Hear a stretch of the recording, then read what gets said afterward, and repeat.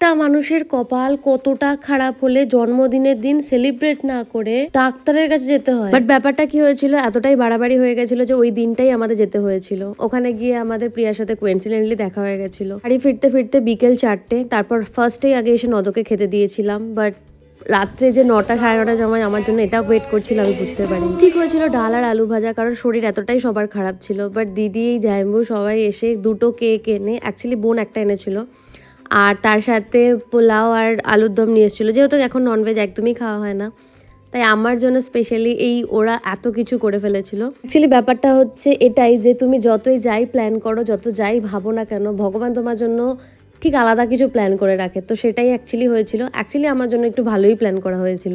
Thank you God, thank you my family. সবশেষে নদকে অনেক কনভিন্স করছিলাম একটু কেক খাওয়ানোর জন্য, বাট কোনোভাবেই সে কেক খাবে না। তারপর নিমোকে একটু কেক দিয়ে ফ্যামিলির সাথে খুব ভালো করে সেলিব্রেট হলো।